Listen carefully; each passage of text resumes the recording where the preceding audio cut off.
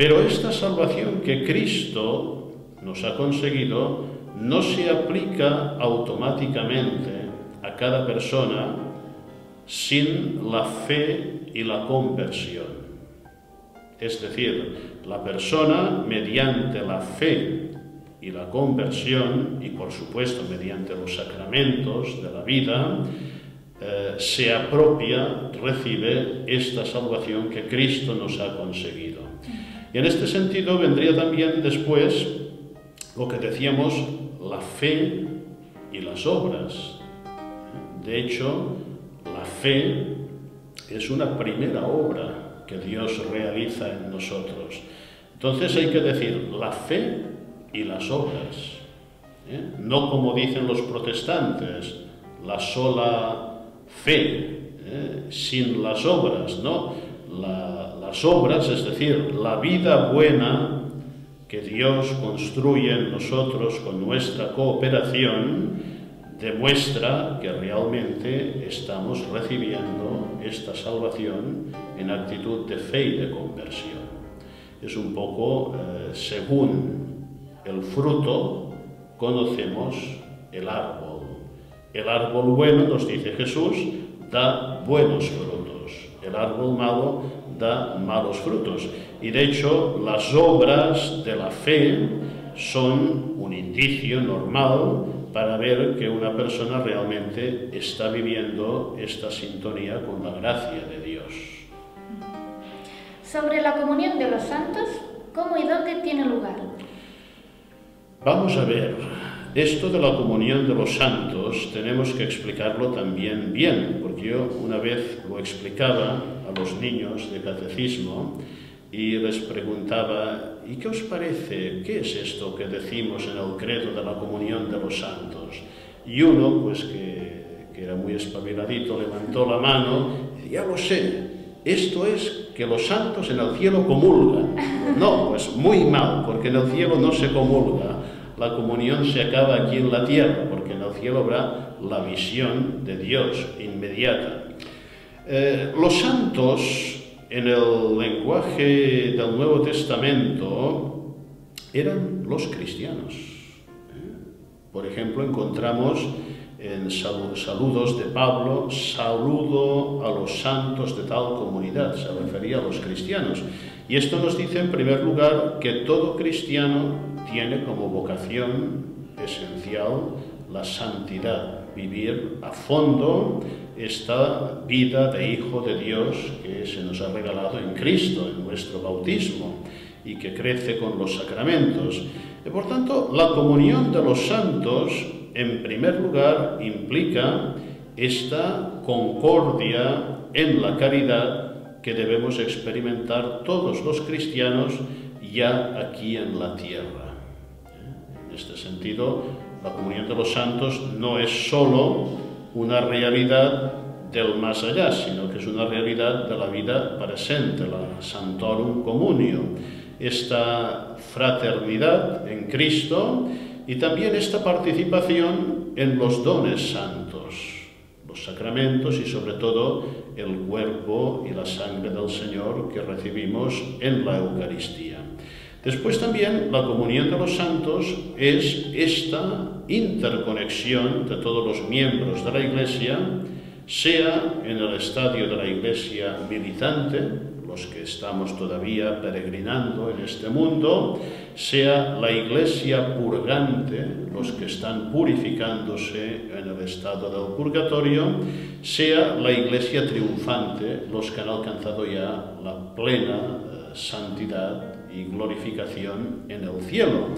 Y en este sentido, pues los santos que están en el cielo interceden por nosotros constantemente ante Dios como expresión de esta comunión que hay en el cuerpo de la Iglesia, y los que estamos todavía peregrinando aquí en la tierra ofrecemos oraciones y sufragios para que los que todavía no han alcanzado la plena salvación, que están en el purgatorio, puedan ser liberados plenamente y alcanzar la gloria. Cuando muramos y vayamos al cielo, ¿seremos como ángeles?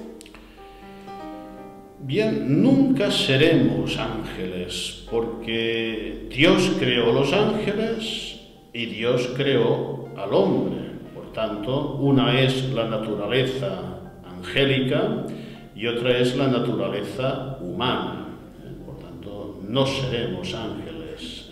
No seremos ángeles porque Cristo, una vez resucitado y glorificado, no es un ángel. Continúa con una humanidad glorificada. Lo que pasa es que utilizamos esta expresión, ser como ángeles, para indicar que algunas realidades de nuestra naturaleza en este mundo ya no subsistirán en la vida eterna. Por ejemplo, el estado de matrimonio. El estado de matrimonio es propio de la vida terrena para engendrar los hijos para la vida terrenal y la vida eterna, pero Cristo mismo, cuando le plantearon un tema complejo de varios maridos con una sola mujer, pues dice, no, en la vida futura serán como ángeles, en el sentido que ya no existirá el estado de matrimonio, pero no es que serán ángeles, porque por ejemplo el ángel nunca tendrá cuerpo. En cambio nosotros tendremos un cuerpo glorificado y resucitado. Y esto es importante tenerlo en cuenta también. ¿La resurrección de la carne qué es? La resurrección de la carne es un artículo importante de nuestra fe que nos dice algo realmente muy valioso, que la salvación que Dios nos quiere dar plenamente afecta a todo el ser humano, no solo el alma, sino también el cuerpo. Y esto nos dice que nuestro cuerpo, después de la corrupción del sepulcro propia, después de la muerte, en el día final, por el poder de Dios, será resucitado y glorificado a imagen y semejanza de la resurrección de Cristo. Por tanto, no será un cuerpo con las limitaciones que tenemos en la vida presente, del sufrimiento, de la enfermedad, de la muerte, sino que será un cuerpo glorioso, espléndido, que será también imagen de la gloria de Dios, porque Dios nos creó a su imagen y semejanza. Evidentemente, Dios no tiene cuerpo, es espíritu, pero el Hijo de Dios asumió una naturaleza humana, corpórea como la nuestra, y la llevó a plenitud. Y por tanto nosotros aspiramos a esta glorificación también de nuestro cuerpo a imagen de la resurrección de Cristo. ¿Puede hablarnos sobre la indulgencia plenaria? La indulgencia plenaria es una gracia grande que Dios nos concede a través del ministerio de la Iglesia y que precisamente tiene como finalidad atajar, sanar aquello que decíamos, las penas temporales del pecado, las consecuencias del pecado. Entonces, la indulgencia plenaria puede recibirse durante la vida mediante acciones que la Iglesia pues asigna una indulgencia. Por ejemplo, la persona que reza el rosario en comunidad puede ganar la indulgencia plenaria. Pero la indulgencia plenaria tiene unas condiciones.